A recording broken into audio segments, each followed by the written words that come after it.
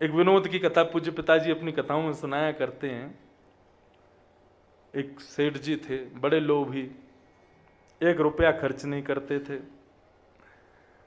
जब कभी भी त्योहार आते थे तो अपनी पत्नी बच्चों को मायके भेज देते थे उनके, ताकि खर्चा ससुर जी का हो, मुझे ना करना पड़ जाए। और तो और जब बच्चों की छुट्टियां होती तो भी बच्चों को ही पता था कि अब क्या आ रही है, दीपावली आ रही है, तो पिताजी नाना जी के यहाँ जाना होगा। बोले हाँ बेटा, और तो वहीं तो जाना है, खर्चा उन्हीं का ही होगा, पटाखे वटाखे हम तो लाएंगे नहीं। होली आ रही है, पिताजी नाना जी के यहाँ जाना। बोले हाँ बेटा वहीं जाओ। ऐसी स्थिति उनकी, इतने लोभी। उनका एक मुनीम था, पैसे की कोई कमी नहीं, लेकिन खर्चा 1 रुपया नहीं करते थे। उनका एक मुनीम था जो उनका पूरा लेखा जोखा रखता था, और महीने में कितना खर्चा हुआ वो बताता था। वो बोल देता था कि इस महीने में 1500 रुपये खर्च हो गए। तो फिर मुनीम का सेठ जी कहते थे कि मैं तेरी तनख्वाह तुझे तब दूंगा जब तू अगले महीने में 1400 पे लेके आए, 100 रुपये और कम कर खर्चे में। इतने लोभी, 1 रुपया खर्च नहीं, धर्म के नाम पे तो बिल्कुल करते ही नहीं थे। एक दिन शरद पूर्णिमा थी, बच्चे सब नाना के यहाँ गए हुए थे।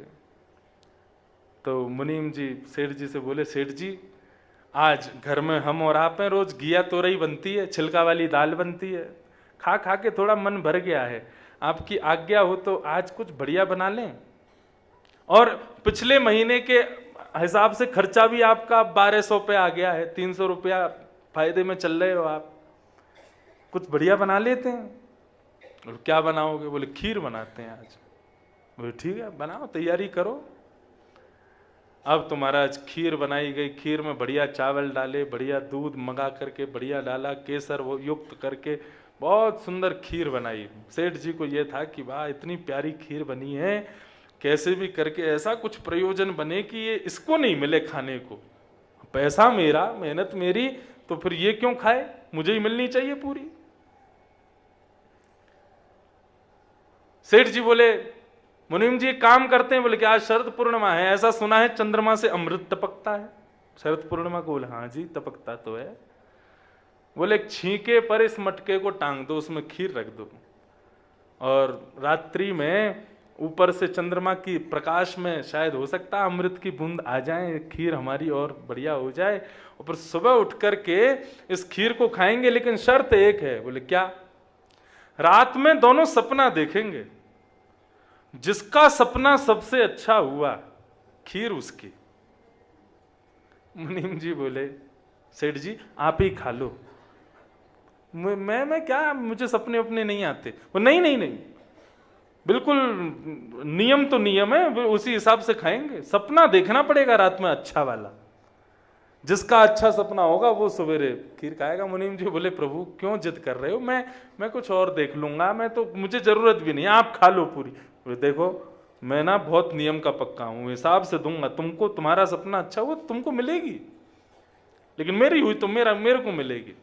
मुनीम जी बोले ठीक है, तो फिर रात में यही होने दो।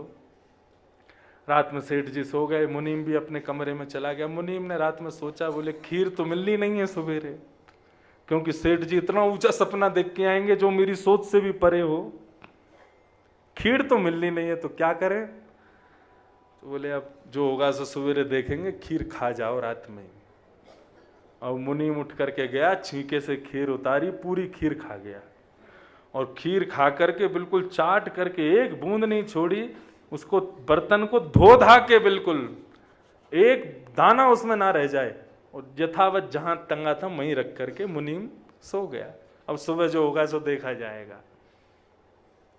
प्रातःकाल सुबह हुई, स्नान करके दोनों बैठ गए, छींके पे अभी खीर टंगी है ऊपर। मुनीम जी बोले, सेठ जी बोले आओ मुनीम जी बताओ सपना देखा रात में। बोले अरे सेठ जी मैं क्या बताऊं, मैं तो बहुत बुरा सपना देखा। बोले मेरा बहुत अच्छा था। बोले आपने क्या देखा? बोले रात्रि में इंद्र आया था, स्वर्ग का स्वामी, देवताओं के साथ। बोले अच्छा। मेरे से बोला कि मैं तुम्हारे संपूर्ण जीवन के नियमों से बड़ा प्रसन्न हूं, तुम बड़े कट्टरवाद हो अपने नियमों के प्रति, धन की बड़ी रक्षा करते हो, सबसे इंद्र बड़े प्रसन्न हो गए। बोले अच्छा। बोले फिर? बोले फिर क्या, इंद्र ने एक मखमली वो आया था विमान, उसको स्पर्श करने पर भी ऐसा अनुभव हो रहा था मानो कितना कितना कितना सुखद स्पर्श है इसका। उसमें बैठा करके अप्सराएं चमर डोरा रही थीं और इंद्र आदि सब देवता जो है मृदंग आदि बजा करके मेरा मुखोल्लास कर रहे थे। बोले अच्छा। बोले फिर मैं गया स्वर्ग में, गया स्वर्ग में मेरी पुष्पों से स्वागत किया गया, अप्सराएं नृत्य कर रही थी, सुंदर सुंदर वाद्य बजाए जा रहे थे, ऐसी सुंदर पवन वहां बह रही थी। फिर क्या हुआ?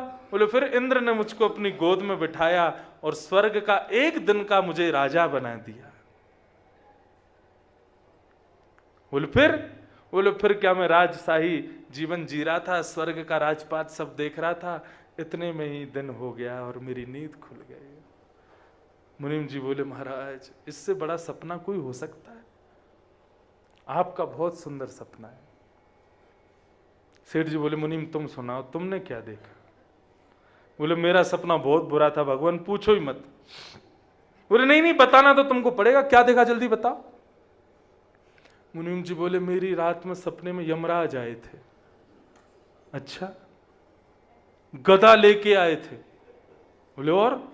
साथ में उनके 2 पार्षद भी आए थे, बड़े काले काले कुरूप, मेरे को देख करके बड़े गिड़गिड़ा रहे थे। बोले फिर क्या हुआ? बोले फिर क्या, यमराज ने मेरे पास आकर के बोला उठो। मैं उठ करके बैठ गया। बोले कमरे से बाहर आओ। मैं कमरे से बाहर आ गया। कमरे से बाहर ला करके मुझसे बोले छींके से पात्र उतारो।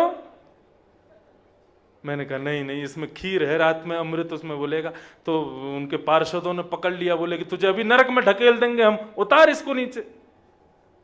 बोले मैंने उसको नीचे उतार लिया। बोले फिर? बोले फिर यमराज गदा दिखाने लगा, बोले इसको खा। सेठ जी बोले फिर? बोले मैंने बहुत मना किया कि नहीं मैं नहीं खा सकता, अभी इसमें अमृत की बूंद गिरने वाली है, सुबह सेठ जी का सपना सुनेंगे फिर उसके बाद खाएंगे। यमराज ने मुझ में 2 गदा मारी, बोले खा नहीं तो तुझे जान से मार दूंगा। मैंने वो खीर खाई। बोले फिर क्या हुआ? बोले फिर बोले बची हुई चाट जा।